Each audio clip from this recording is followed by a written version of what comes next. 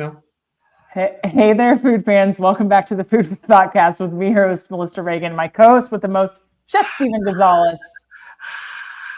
Yeah. What's yeah. up? He's providing his own crowd noise. Game. What's up, dude? Hi, buddy. How's it It's going? been a hot minute. I know. It's kind of sad, but I I'm missed glad we're back you. together. We're back together talking again. I missed you. I know. Same here. I just Oh. got back from a little bit of some time, a couple days here and there. And, Yeah, buddy. welcome back. Absolutely. Are you ready for the game? What game? It's between two teams. Is this a Saw movie? I want to play a game. The National Football League. They will win it all. You can't say the SB word. Apparently, you have to say the big game because it's copyrighted. What? That's a load of crap. That is a load of crap. Yeah. The big game. Yeah, sure. I don't even know when it is. When is it, Steve? February 9th. Nice. Okay. Sunday. So next Sunday. Big game Sunday. Big game Sunday. BGS. I like it. Well, for those of you that don't know, if this is your first time tuning into the Food for Thoughtcast, thank you so much for joining us. Steve and I took a little break because life be lifing, yo. And I missed my buddy, but here we are. Good to see you. Yay. Have you been cooking anything spectacular? Maybe a whole animal, for instance? Have you been Facebook stalking me or Instagram stalking me? Because it's totally welcomed anytime. I totally did. Yes. We cooked a cabrito at my dad's ranch. Mm-hmm. And if you're unfamiliar with cabrito, it's a baby goat that has never eaten grass before. It's all been milk fed. It's like the veal of the goat variety. Exactly. And so we marinated it with Italian dressing and a bunch of seasonings, cooked it over the fire, and then we spritzed it with pineapple juice, vodka, Grand Marnier, and apple cider vinegar. Whoa! We're fancy like that. That's a lot of things going on there.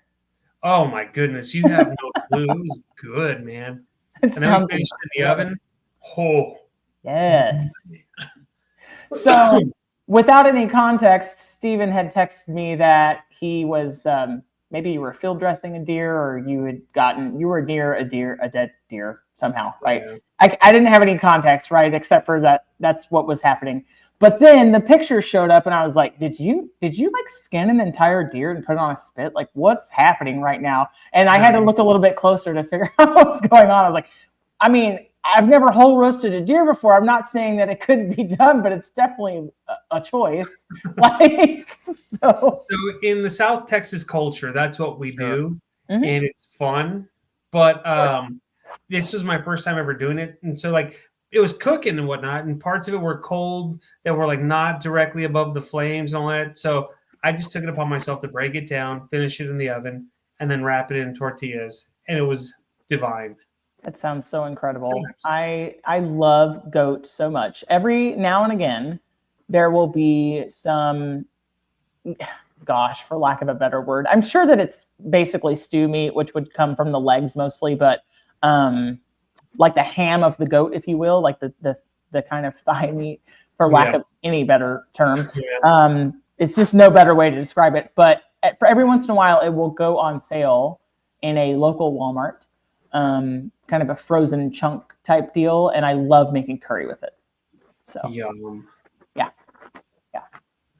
I just like making tacos out of it. I love goat. Yeah. I that is the meat that I will never pass up, and I'll take it any way you got. A friend of mine told me, dude, every time I talk to you, you're always having goat or lamb because it's good. That's why. My story hasn't changed. Have I told you my extremely crass theory about the hierarchy of animal flavors? No. Essentially, the smaller and cuter an animal it is, the better it tastes. Like goat, adorable, delicious. Rabbit, adorable, delicious. Quail, super cute, delicious. Lamb, scrumptious. Veal, oh my God, delicious. Puppies, Well, No. we don't eat dogs around No, we here. don't eat puppies. But they're cute. So therefore, you have just opened up Pandora's box. No, I Or didn't. did I? One of us You have to draw the line somewhere. Well, puppies are cute, but I'm not going to eat them. Well, I mean, I didn't name I'm them adventurous, those. but I draw a line somewhere. Everybody has a line. You have to figure out how low the bar is. Sometimes mine is on the ground, and sometimes it's buried like a power line. But yeah. Well, what's the most amazing thing that you had? I did not Facebook stalk you this week. I apologize. But I didn't broadcast it. We're still in that ongoing conversation about how I'm really crappy at posting what I eat and what I cook. Really though, I got to take a trip to the old hometown bar in Dallas, and I had the Crunch Wrap.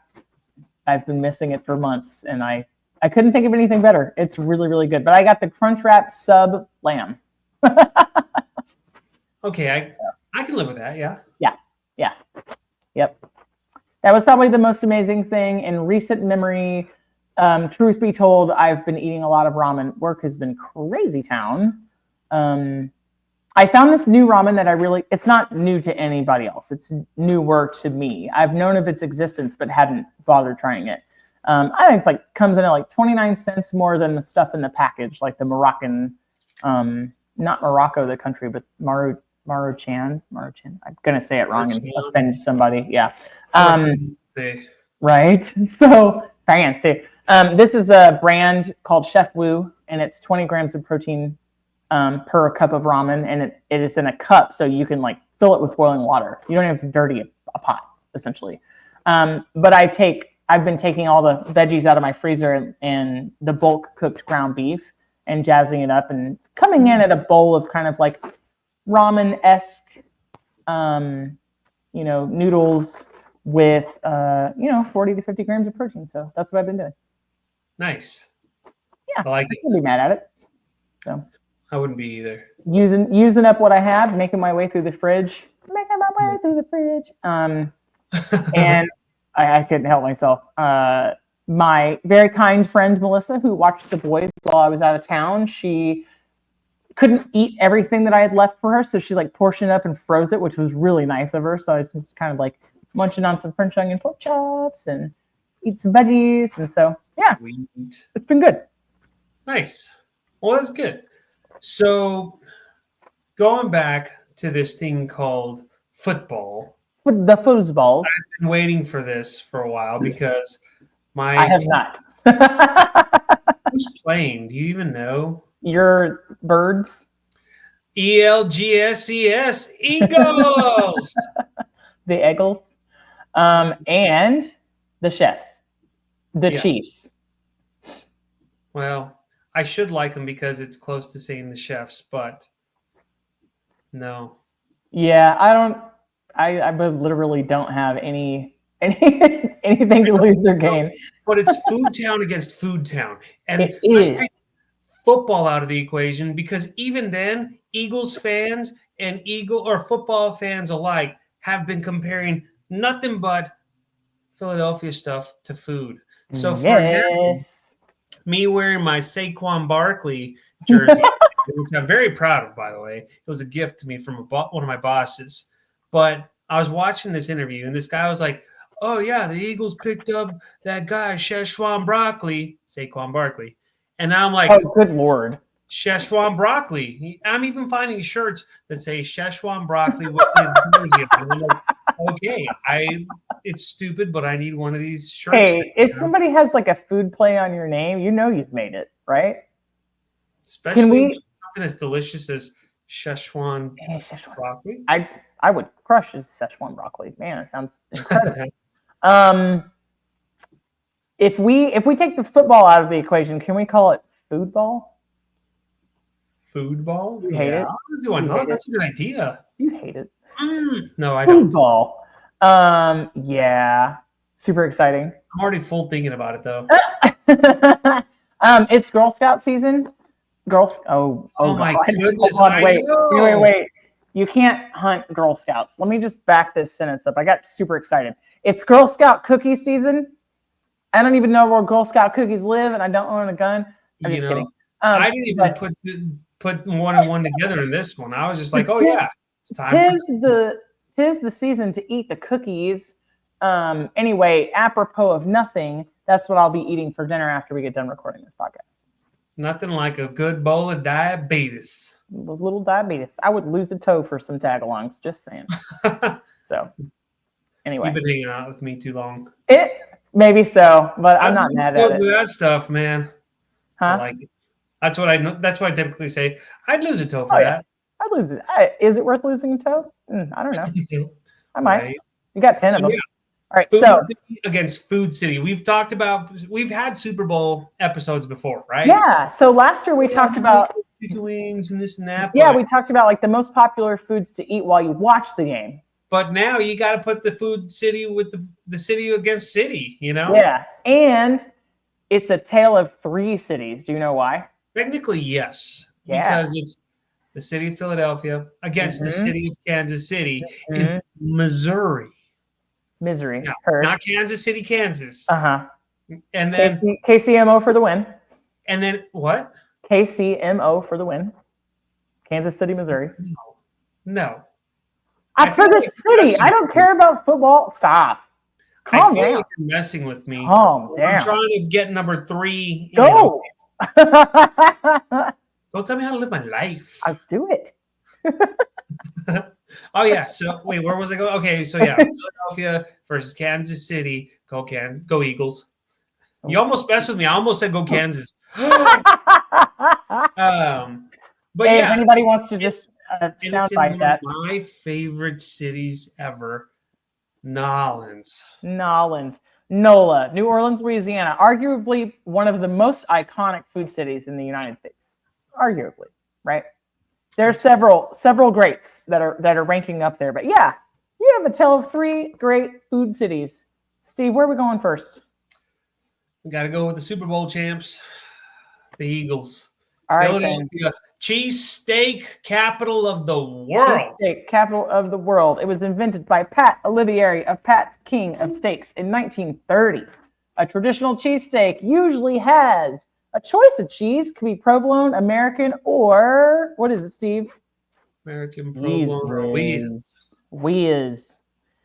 Cheese whiz. Yes, cheese whiz. Thin sliced beef, ribeye usually is the best. Onions. Yeah. Onions and peppers or no? Yeah, no, not peppers on a traditional. I like it on there, but usually the traditional is with or without onions. Yeah. So, yeah, buddy. Okay, have you found your favorite yet? You've been there a couple of times. There was a place in the Reading terminal. I forgot what it's called. It's gonna hit me when we're not recording. You're gonna remember it 2 a.m. Heard. Right. But yeah, I mean, we've been to Pat's and Geno's. They're both good, but they're just touristy. You have to go get them at the Reading terminal. That's the only place to get actual cheesesteaks. There's a lot of cheesesteaks around Philadelphia, but the ones in the Reading terminal make the best. So, unfortunately, I have never been to Philly. I have been to right outside Hershey, Pennsylvania, and the best cheesesteak I've ever had in my life was at an Amish flea market. And I really think the reason why is because they made the bread from scratch. Oh, yeah. So, yep. Well, you also so Dinnick's, I think that's what it's called. They make like a good pulled pork sandwich or like a roast pork sandwich. Yeah. That place is good. It's also in the Reading terminal. But nice. They do cheesesteaks, but they're known more for like their pork sandwiches. Yeah, I mean the roast pork sandwich is a Philadelphia staple. The cheesesteaks, there's all sort of contenders for this, right? Pun intended. Pat's, Geno's, Chubby's, Joe's Steak and Soda Shop, Steve's Prince of Steaks, Campo's, D'Alessandro's. Yep. All the places. That's one place I still want to go to. We have to go. And every time we go to Philly, we always miss it because we just don't have time. Yeah, I'm disappointed, but, we'll have to do. Yeah, there's always the next trip. I will say though, when I was there, we were having breakfast on that last day. I got to meet Cam Jurgens, who plays for the Philadelphia Eagles. Mm-hmm. He showed up for breakfast, and I was looking at him like, I know this guy, but in the airport, right? No, it was there in the Reading terminal. Oh, okay. And I'm very awkward. Like, I'm a very awkward person. So I'm like staring at him like, I know him. I know him. And he's walking by. I'm like, hey, are you who Are you the guy? Yeah. He's like, maybe. I was like, dude, we came. And I told him we came from Texas to watch you play. Great job, this and that. It was totally fun and worth it. And that guy's just a beast of a man, you know, because he's huge. And of course, I'm just a little guy from Texas. So, yeah. I love it. Kudos to anyone in the NFL because they're big people, you know? Like, they just pack on a lot of size and it's all muscle. And I'm like, yep. Yeah. I can't do it. I can't do it. I love it. I love it. What is the other sandwich that Philly's famous for, Steve? Actually, there's a couple. A Steve steak sandwich. The Steve. Oh God. Roast. I already said roast pork. So there's. I feel like I'm being put on the spot, and it's messing with me. No, it's okay. It's not a trick question. So we talked about the roast pork sandwich. We actually kind of didn't, but it's typically just like onions, au jus, sharp provolone, sometimes broccoli rabe. Like when we had David Page on, he talked about making from scratch at his house. Yeah. So, but the other one is the classic hoagie. So other places would call it grinder, a hero, or a sub. It's super contentious. Everybody fights about what is the correct name. Either way, they're good. What they're called. Yeah, delicious. It's usually a mixture of meats and cheeses, sometimes of the Italian persuasion, veggies, and some sort of spread like mayonnaise or oil and vinegar, salt and pepper. Amoroso's makes like one of the most famous hoagie breads. I'll give you a hint. I don't care for it. It's too squishy. I said what I said. But there's a ton of hoagie shops all the way throughout Philly. Yeah, so you can get that experience anywhere you like. What do you prefer on like a classic traditional hoagie, Steve? Do you want mayonnaise? Do you want the vinegar and oil? Do you want both? Ooh, I want mayonnaise. Well, it depends. It depends on my what kind of mood I'm in. Like if I'm I don't know, like you just have it depends on what you're craving, you know what I'm saying? It just depends, right? So if I want like salami and provolone and kind of more Italian-y things, then I want the vinaigrette. And if I want more, you know, kind of lunch meat stuff like turkey and ham, then I go mayo and mustard, you know? True. Yeah. Yeah. Yeah. So you can find the beloved hoagie at places like Cosby's Deli, Angelo's Pizzeria, Woodrow's, Liberty Kitchen, Fink's Hoagies, Martha, and the local chain Primo Hoagies. They have over 40 locations in Philly. And did you know there is a restaurant called Pizzeria Badia that has a secret hoagie room in the back? I was supposed to go to Pizza Badia when we were there last time because Gerardo from De Casa was talking about it, and it just again fell through. I was so sad and disappointed, but we ate so much food that by the time we thought about it, it was like, oh my gosh, do we even have room to eat? You know? Speaking of De Casa Pizza, I don't understand, like I can't figure out where the actual website is and how to order a frozen pizza. Like I need a frozen pizza mailed to me, Steven. Can you make that happen?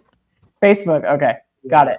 I have to. Like every week he posts all the flavors and everything else. I'm like, I want that. I want that in here. Right. And those are good too. Yeah. So. Yeah. Incredible. Yeah. Did you know that you've been doing your homework on like restaurants around Philadelphia? A little bit. Or I'm looking at an internet page. I mean, you tell me. I think I'm selling it pretty good. Your multitasking skills are way better than mine. Multitasking. My multitasking is staring at you at the screen and trying to drink water at the same time. Hey, it's not really working that well. Steve, somebody has to make this podcast look good, and you're crushing it. It's my Szechuan broccoli jersey. That's why. It's your calling and your jersey. It's lucky. I know. Hey, Steve, did you know that Philly's famous for soft pretzels? Oh my gosh, I like soft pretzels. They're good. Me too. Do you? But I want like beer cheese or mustard. I want the beer cheese sauce. That's what I want. Okay. Yeah. I'm all for it. Yeah. When you eat mustard on with a pretzel, do you want yellow or like stone ground? You know, I I don't like stone ground because it's so strong. But with a pretzel, I'm all about it. I know, right? It's something about it, like, yeah, it's really something about it. Like, you really can't get past it. Yeah, exactly. I feel like we need to talk about a pork roll. Have you heard of this? A pork roll? Mm-hmm. I feel like it's just a big old roll of deliciousness. Am I wrong? You're not that far off. So according to this article, it says it was popularized in Philly during the 19th century. So I'm old now. Pork roll is a sausage-like breakfast meat. That's very nondescript, but I'm not mad at it. Often sliced into rounds, grilled until it splits open, and served on a bagel or an English muffin with egg and cheese. Yeah, that sounds pretty good. Yeah, I want it. It'd be about that. Yeah, totally. Yeah. They said that this Philly favorite rivals Scrapple as the breakfast meat of choice. Well, Scrapple's not 100% meat, but it's good. It's not. It's got a lot of cornmeal in it, so that came with the Pennsylvania Dutch. We've talked about Scrapple before. Yes, we have many a times actually. Yeah, I really like it a lot. Like I can't get away from it. Me too. Me too. It's so good. Yeah, dude, I love Scrapple. I like it, and I like Spam too. Do you like Spam? Can I be honest with you? I've never had. No, I've had Spam before. It's good. Like on the Musubi, or like I haven't had it enough to really like love it or hate it. I'll eat it. What way have you had Spam? Musubi. Yeah. I think Musubi is like its own experience. One of the things I like to do with Spam is grate it, like with a cheese grater. Well, first I rinse it really well because it's salty as hell. But I like to soak it in water and like really rinse it really well, and then blot it dry with paper towel. And I like to grate it with a cheese grater and get it really crispy, crunchy in like a little, fat of your choice in a skillet, and then pour pancake batter on top of it. So it's like little salty ham bits in your pancake. Oh man, you're saying like all the right things to me right now. Yeah, but then you put syrup on it and it's like salty sweet meat cake. Salty sweet meat cake. That's the name of my punk band. I like it. I like it. Yeah, I like it. Melissa and the salty sweet what? The salty sweet meat cake. Sounds filthy dirty. That's fine. So does Scrapple if you sauteed in dog fat. So does Scrapple if you read the description. It also sounds filthy dirty. It's a mixture of pork or other meats and spices thickened with cornmeal. Like, I don't know. It's not selling it. Not selling it, but at the same time, I'm still intrigued. It's not selling it. One thing that's apparently super popular, given Philadelphia's rich Italian-American heritage, is a red gravy pasta dinner. So they call their sauce the gravy. Gravy. So there's no judgment from me because I'm sure it's delicious. And if I was walking and someone was like, "Hey, come try my gravy," I'd be like, "Excuse me?" Be like, "Excuse me, sir. Do I know you?" Yeah, I feel like this. I need to call. This is an HR question right here, but okay. Yeah, seriously, like your gravy. Hey, come try my gravy. I need an adult. Yeah, yeah, exactly. I'm just saying. One thing I didn't know in the course of looking over this today is that pound cake is apparently like a classic popular dessert in Philly. Did you know that? No, but tell me more. So pound cake, the old tradition, it usually had no leaveners in it. It was like 1 pound each of flour, sugar, butter, and eggs. So it was a pound and a pound and a pound and a pound. And and then people kind of got more, fancy with it, and they would do things like vanilla bean or lemon zest, or they would marble it with chocolate. Do you have a favorite pound cake that you do? I don't. I like all pound cakes. They're all good. It's not fair because they're all so good, especially when like everything's just so simple and straightforward. Yeah. Well, I've never turned down a pound cake, but I also have to confess that I will crush a Sara Lee pound cake. Crush it. Like, there's no shame in your game, huh? Dude, there just isn't. I had one of my employees this week complimented me on my on the way that I absolutely stand for gas station foods, and I was like, well, I don't know whether to say thank you or not, but like, okay, cool. Like, they're like, no, I really appreciate the way that you like crap and then you defend it. I was like, oh, thank you. Okay, great. I was offended. So I was talking about that breakfast pizza at QT, and I was singing the praises of the made-to-order items at Sheetz. So, yeah. Yep. Nice. I was also starving. I think it had been like a 14-hour day, and I'd had 5 Diet Cokes and nothing to eat. So I probably would have been like, yeah, dirt. Dirt sounds amazing. You know? So. Yeah. I can get down some dirt. Pretty much. Deep fried. Deep fried dirt. Yeah. What are do you guys have any travel planned back to Philadelphia yet? I think once they release the next year's football schedule, possibly. Is there anything, you did mention a couple of things that you hadn't got a chance to try. Is there anything on your list specific? D'Alessandro's for sure. Pizza Badia. Those are 2. Okay. Yeah. Did you know that it was named the best pizza in America? I did hear that. Gerardo was telling me about that. And they might have named themselves the best pizza in America. I can't say for sure, but you know what? Now we have to try it. I think you have to be the judge of that, right? I'd be about it. I'm easy to please, so I'd be like, oh yeah, I can see why this is the best pizza in America. All right. Well, onward to Kansas City, Missouri, another place you've also been, and I never have, right? Yeah, and it's all trash. It's awful. I hate it. Down with Kansas City. And if anyone's a Kansas City fan, well, I'm sorry. Of the food, you said you were going to keep sports out of it. Oh yeah. They have some good barbecue. There's also that. They got some great restaurants. They all make me happy, and more importantly, they all kick butt. It's cool. Like you cannot come across a bad restaurant in Kansas City that makes like poor barbecue because they're all out of this world. It's not even fair. Oh man. It's not. Did you try anything? I think the answer is no here, because I know that specifically, like the 2 times was it 2 times that you've gone? Once. The one time you were there, it was all about the barbecue crawl, right?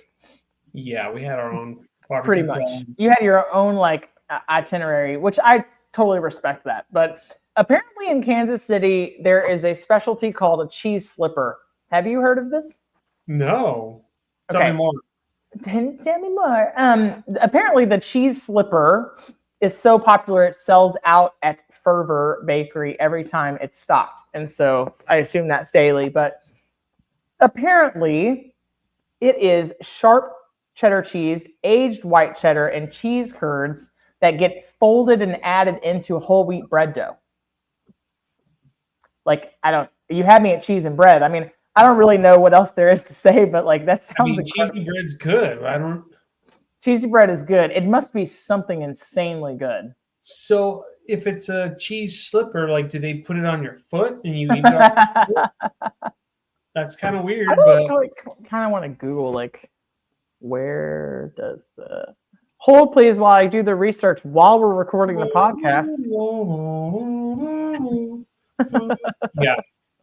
I would be about it. Like, I would totally try it. But at the same time, I almost feel like it would be weird because it's like, well, where's the barbecue at? Because when you think Kansas City, you think of good barbecue, you think good sauces, you think good sides. Like, you don't think of like cheese. Especially, like it's more of a northern thing, like in Wisconsin. Yeah. Well, do I have a story for you? First, I'm a terrible chef because this seems like something I should already know. But did you know that ciabatta is the Italian word for slipper? No. So that's how they made this play on words. So, yeah. Interesting. There you are. Like, the dish originated at Fervor Bakery and Bread Studio in Kansas City, Missouri. They would first hold pop-up events where customers could topped their own ciabatta with their choice of ingredients, and then they started making it artisan and special to each location by including Wisconsin cheeses. So, yeah. I want cheese curds folded into salted wheat dough. Like, it sounds incredible. I'd be about that. Yeah, absolutely. So we have to talk about burnt ends, of course. Yes. Right? Of course. So burnt ends are super easy to make. You can eat it like on its own. You can put it on a piece of bread. You can put it on a bun. It's just literally how it sounds. It's those burnt ends of. Now I've had both, and I don't know like which one's right or wrong, but I've had pork and beef variety. So I think it really depends on what's cheaper for somebody, but it should be beef. I've even seen them made with chuck, like poor man's brisket. So I've come across some air fryer recipes for like cheaper burnt ends at home because the price of brisket is out of control. Yeah. There's always ways around it, Yeah, absolutely. I think you could use chuck shoulder tender. Nope, that's two words that don't go together. Sorry. Shoulder tender, like a mock tenderloin, I think would make really, really good. Burnt ends, you could use a chuck roast, but roasts are getting super expensive too. But also, I think that you could probably get away with like a sirloin flap or flat iron, and you could trim it and cut it to the appropriate size and shape, and I think you could get there. Yeah. So, yeah. Well, like KC does have a lot of good barbecue. Their ribs are awesome. They do. Their brisket's always good. Their turkey's amazing too. But again, I judge places off their smoked turkey. If it's dry, moving on, not interested. If it's dry, Steve's out of here. Exactly. Dried turkey. Life's too short for dried turkey. Nice. Yeah. Hey, did you know that Russell Stover Chocolates is based in Kansas City? There's a reason why it tastes like winning, I guess, because Kansas City wins. Winning. Not only this, but they have an old-fashioned Kansas City traditional staple pie flavor. Care to venture a guess? Meat pie. I'm kidding. Nah, not quite. I don't even know what you're going to think about this, and I don't even know how I feel about it, quite frankly. But apparently, sour cream and raisin pie is a thing. That's interesting. Yep, sour cream and raisin, and it has meringue on top, like toasted meringue. I feel like you're just trying to like throw words or trigger you the wall where there's words at. It's like a food Mad Libs. Yeah. Yeah. Right. Sour cream and raisin pie. Apparently, it's a real thing. I'll have to. Do you like raisins, Steven? I don't dislike them. I'll eat them. I like raisins. I don't mind them in certain things. I don't think they belong in cinnamon rolls. Oh no, they don't. I like raisins in, like rum raisin pie or rum raisin ice cream or right out of the box with the Sun-Maid Girl on it. Like, maybe golden raisins in a salad or like a couscous salad, golden raisins. You know what I mean? Yeah. I mean, I think they have their place. Do you prefer Golden or Thompson? I have no preference. Nah. Nah. All right then. They're all good. What about Kansas City strip steak, Steve? Did you get to try this? I think I did. No, I didn't. But I've had it before, and it's actually pretty good. Very flavorful. I love a strip steak. Like, ain't nothing wrong with it. So apparently this cut was very much popularized in Kansas City. Kansas City, Missouri kind of used to be a hub for the beef industry. Not so much today, but it's super iconic. It can be bone-in or boneless. It's from the short loin section of the cow. It's usually pretty juicy as long as you're not cooking it well done, but it is one of the most popular cuts in Kansas City, Missouri. You'll find it at every steakhouse. Every restaurant that has steak on the menu almost has it. Yeah. So, yep. I mean, it's nice. It's a nice change of pace considering, like a lot of people typically just get like a ribeye or a sirloin or a Absolutely. I need to have some more love for the sirloin like you do. It's just good. Yeah, I need to like welcome that into my kitchen. My wallet loves it. So do my taste buds. For anybody who's been listening since the very, very, very beginning, I think episode 3 or 4, somewhere before episode 10 of the Food for Thought cast, I did have a comedian on. Great guy. So follow him on Instagram. I like to support his shows, even though I'm not in the DC area. And he talked about how upstate New York is known for chicken speedies, which is kind of like the shorthand for chicken speedini. And it's meat on a kebab, essentially. But this version of it, the chicken kebab, was invented in 1989. And usually it is a marinated chicken kebab that has olive oil, garlic, basil, and some breadcrumbs in it. So it kind of gets like this, crunchy, moist combo, right? But apparently this is a Kansas City deal. So I know it's an upstate New York deal. I had a cook not too long ago tell me that they were from Syracuse, and he was like, yeah, it's just chicken with Italian dressing. Like, it's ridiculous. Like, I don't understand why it's popular. And so apparently Spiedini, since the 1900s, was using like beef and veal pieces. But when the price of that skyrocketed, they decided to use chicken instead. And it's now one of the most popular foods in Kansas City. I literally had no idea, Stephen. Like none. It's like I don't even know Kansas City anymore. It's like I don't even know you anymore, Stephen. Exactly. It's awful, and I don't like it. I feel like we've been apart for so long that I was like, who are you? Oh, do we have a podcast? Oops. Hi, I'm Stephen. Hi, I'm Melissa. Nice to meet you. Oh, yeah, we went to culinary school like 20-some odd years ago. That's Stephen. So I was just visiting my parents. Yeah. And my mom still had my handkerchief and my ropes from our culinary school graduation. Do you know the neckerchief, right? The handkerchief that they make us wear in culinary school, I feel like is like the algebra they tell you you're going to use. Like, it's just like, I never used it. Haven't worked a job that required it since.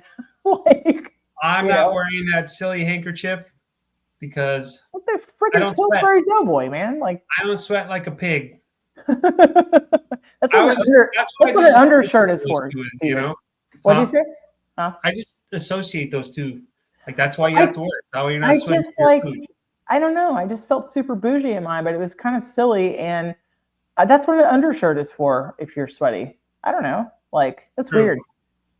So, but I don't sweat very much to begin with. So there's also that. Oh, man. Do you know I would rather see somebody wear one of those doofy handkerchiefs than like, you ever like work with a line cook that would put a kitchen towel around their neck? Like, stop, gross. That's not where it goes. Gross. Stop it. I just know you're going to use it to touch a piece of equipment, you nasty. Yep. Like, towels don't go there. I'm clean. Why would you say that? No, you're not clean. Well, now you're not clean and the towel's not clean. And then whatever you touch is not clean. All right. Exactly. Sorry. This rant got us a little bit off track. But apparently cheesy corn is a thing. Did you have that? I can't remember. It's been several episodes since we talked about Kansas. It was good. If I remember correctly. Sweet corn, milk, creamy sharp cheddar cheese, salty bacon, and it's always served with barbecue. Yes, I did have that then. Probably you had it as an option. Yeah. Yeah. So I'm not quite understanding why Kansas City like kind of owns this, but yeah, it's okay. I don't know. Well, when you went to Joe's, did you see the Z-Man sandwich? Did you eat that? No, we didn't eat it because we were too busy. Like, we're going to have to just try straight up barbecue, like brisket, turkey, and pork ribs because, you're on your barbecue crawl. Yeah. And you can't overdo it. You just can't. Mm-hmm. Mm-hmm. Yeah. Apparently, the sandwich is so beloved and it's become good luck that it helped the Kansas City Royals baseball team get out of the slump. So that's kind of saved the day. I like that. That's as much sports as I'm going to allow on this podcast. Just FYI. I like it, but it needs to curse the Kansas City Chiefs. Football can get another Super Bowl. Big game win. Football, we said. So apparently the sandwich was invented in 1997 at Joe's Kansas City Barbecue. It was named after Mike Zarek, who called himself Z-Man, who was a local sports talk radio host while the sports thing made its way back in here. My bad. Apparently, it is sliced smoked brisket, melted provolone, 2 crispy onion rings, and Joe's KC barbecue sauce, all on a Kaiser roll. So sounds pretty good. Would crush, 10 out of 10. Totally would. Yeah, would crush. Yeah, buddy. We need to feed that to all the teams on the Kansas City team so they'll be lethargic. Yeah. But it's not going to happen. Do you know why? Why is that? Because they'll be in New Orleans. In New Orleans? Po' boys. What are they eating in New Orleans? Po' boys and Po' oysters. boys. Oh my God. Frozen French 75s. Let's start with po' boys. Do you have a favorite? Like place or no? No, like a favorite type of po' boy. You know, there's options for the meat. I like a shrimp and an oyster po' boy. Yeah, I don't do much oysters, but I will crush a shrimp po' boy. Absolutely. Yeah. You like hot sauce on yours or no? I don't, but I've been so close-minded and living under a rock that I need to do it that way. Yeah, I mean, I like to mix the mayo and the hot sauce together. It kind of becomes like a spicy pink mayo. I can see that, but I think I don't do because it's like it reminds me of like there's pickles in there, and then like from all the acid. You know what I'm saying? Yeah. No, I totally get that. Do you like soft shell crab? I love it. Have you ever had it on a po' boy? Yes. Yeah. It's good. Yeah, buddy. I got to share the history of the po' boy really quick. Tell me. So apparently, legend has it that the po' boy was born in 1929 during a streetcar strike. So there were like 1,800 drivers at the picket lines. Martin Brothers Restaurant sided with the people who were striking, and they vowed to serve their workers for free. So they asked a local baker to invent a hearty yet inexpensive sandwich. And when they would come to the back door to claim one, someone in the kitchen took their order by yelling, "Here comes another poor boy." So the rest is history, apparently. I feel like if you said that in 2025, you'd get canceled. Nah. I really like the idea of the sandwich coming out of standing up to the man. So I like it. Well, I like a catfish po' boy too, a lot. And that's saying a lot because like I don't really like catfish, but in the right circumstances, I will. You know? I like catfish, but I don't eat it like I used to. Yeah. Well, and it's also expensive. It's gotten expensive. Yeah. It is. If you're not buying it in bulk or wholesale somewhere, if you're like trying to just buy it at the store. Now, the place that you work might have much better prices on it, but everywhere that I've seen is like, nah, oh my God, I'm not paying that. Yeah. Hey, Steve, did you know that one of the traditional options for a po' boy, I didn't know this, is roast beef smothered in gravy? No. Like, what kind of gravy? Like red eye gravy or what? Like brown gravy. Like, I thought that po' boys were only fried meat. I thought it was all fried seafood, personally. Yeah, like, no, seriously, yeah. Like, I mean, there are places that do like a popcorn chicken po' boy, and it's really good, or some places will make it like their own spin on it. But I had no idea that one of the traditional options was roast beef smothered in gravy. So I would also crush that really hard. I would too. Totally. You know? Yeah. So you talked about the frozen French 75. Tell everybody what that is in case they don't know, or maybe they don't drink. The frozen French 75 can be found at Superior Seafood in New Orleans. Mm-hmm. I actually named a place for a change. Normally, I'm like, I don't remember what the name. I'm so proud of you. I know, right? Because I named very few places in Philadelphia and in KC. I was cheating. I looked at the list. So they basically put it like in a margarita machine where it's like gin, sparkling wine, lemons, simple syrup. Yeah. Oh, man, what else is in there? I don't even. But love. In this case, a frozen French 75 comes out all nice and frozen and delicious. Mm-hmm. Man, it gets you a good buzz. Like, not that I support, public intoxication, but you have to be careful with these things because they will come back to haunt you. It's not a good feeling. Yeah. It'll sneak up on you for sure. You don't want to be a dork and drunk in public. That's not cool. Don't be a dork, says Steve. Yeah. Well, very nicely for our listeners. Yeah. Because, then you just get tired and you just want to like call it an early night. So I'm speaking from experience myself, Yeah, absolutely. I mean, I think that when anything comes out of like a margarita machine, you have a tendency to drink more than you usually would because it feels easy. It's like frozen, you know what I mean? It's like, it feels like it's tempered in some way, right? Yep. I have to give a little shout out to, I spent all of maybe 4 or 5 hours in New Orleans. I really want to go back and spend more time there, but I was waiting to board a cruise and I flew in as early as I possibly could. It was like ungodly. The sun wasn't up yet, with a plan to rent a really sketchy locker from a T-Mobile storefront. I have no idea what they were doing in the back. I rented a really sketchy locker from an app on my cell phone, dropped my suitcase off that had like a week's worth of clothes in it. They could have set it on fire for all I know. I have no idea. And I attempted to eat and drink in as many places in New Orleans as I possibly could before I had to be on a cruise ship at 3.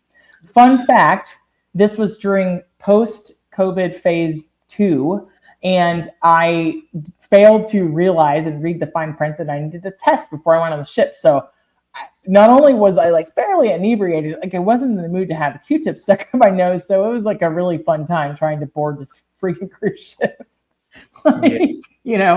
So, but it all ended well. But I have to give a shout out to Fried Alligator at Pat O'Brien's.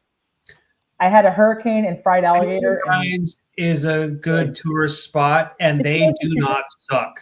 Yeah, it's an institution. Yeah, absolutely. They're good. There are better places. Not gonna lie, there's tons of better places in New Orleans, but I was Pat O'Brien's.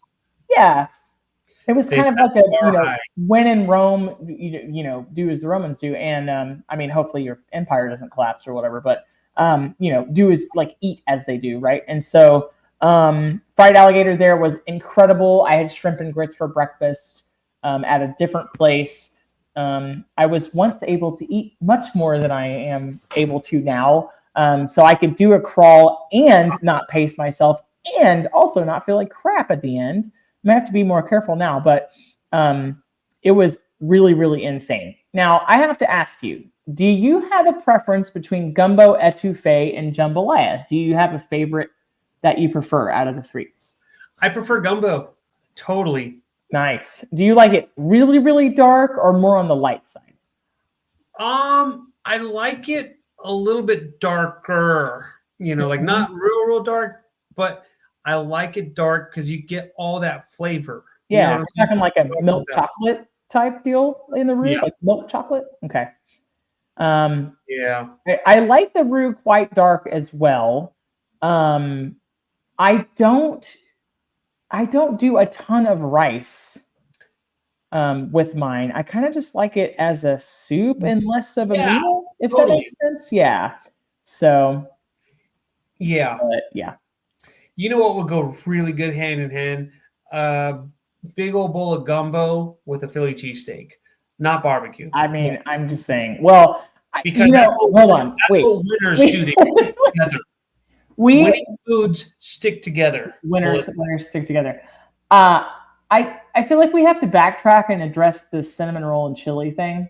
Like that's a Kansas City thing, apparently. I just have to say that, like Kansas City. I will be throwing shots all podcast. Okay, but help me understand. Is there anything that you would change about a cheesesteak to make it go with a gumbo? No, because gumbo is delicious. Cheesesteaks are delicious.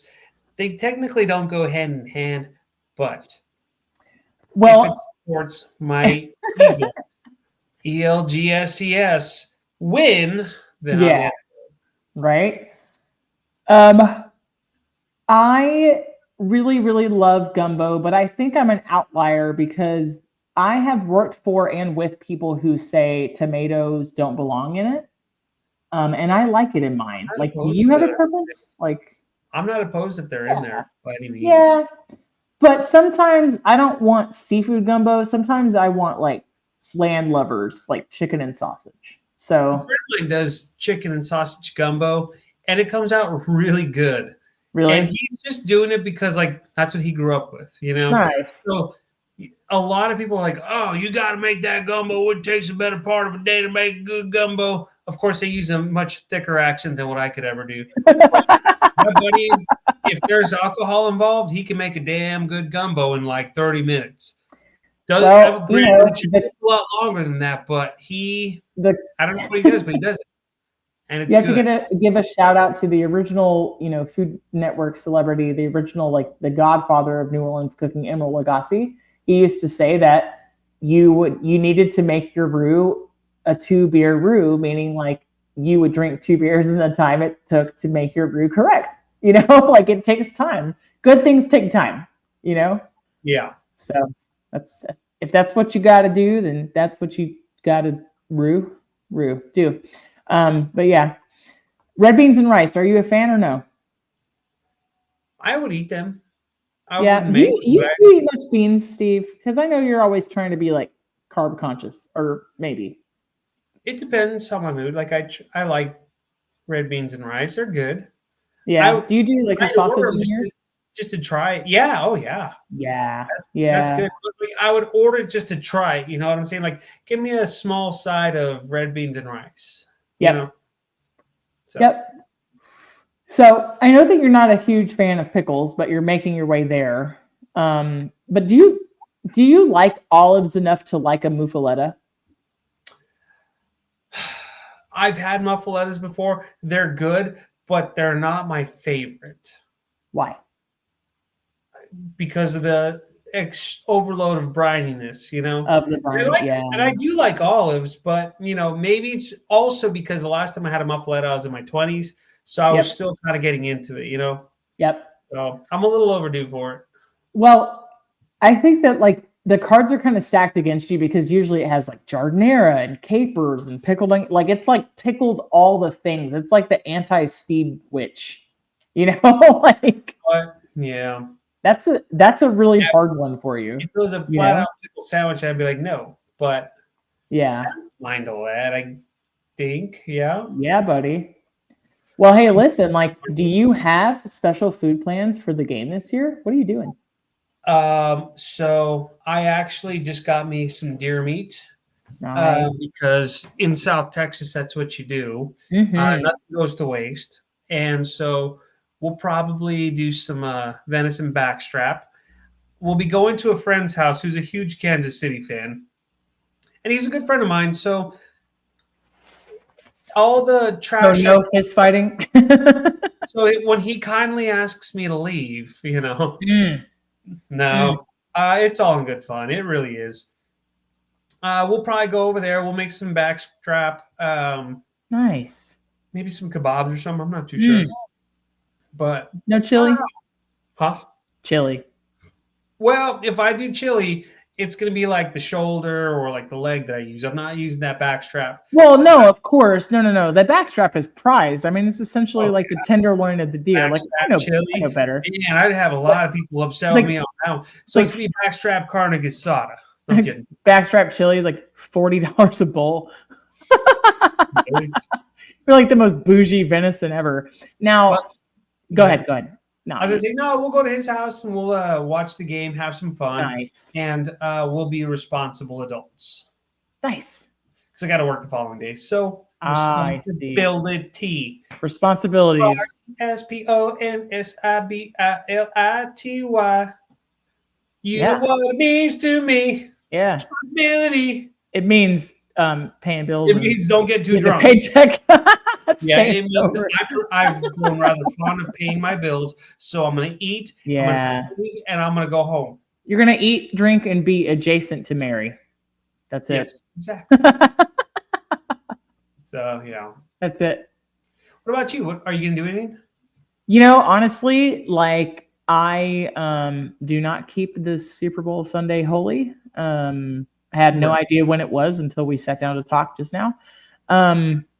Honestly, I just bought a crap load of frozen dinners. It's probably going to be pad thai. I'm going to call it right now. It's going to be pad thai. Okay. So you're going to and green just to support your boy Steve. Look, yeah, sure, whatever. I don't know. I think I could get this canceled if I said I think I'm gonna eat eagle in honor of Steve.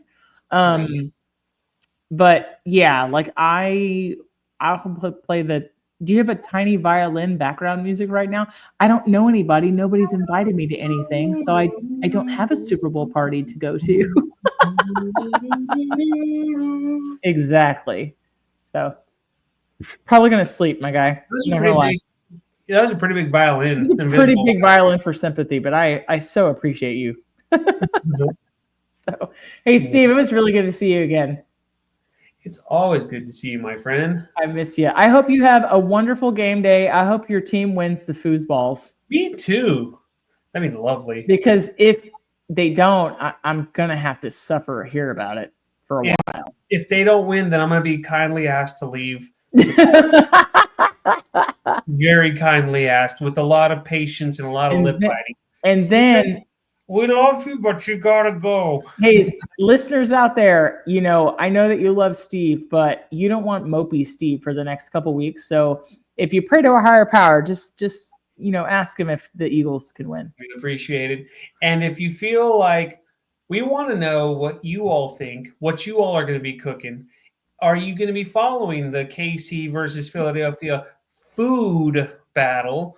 Not the football battle. We want to know what you're going to be making. We want to know which one do you support and why. Or are you going to Frankenstein it and put, rib meat in a po' boy or in a cheesecake style or style po' boy? Oh, there we go. Ooh, a burnt ends po' boy, right?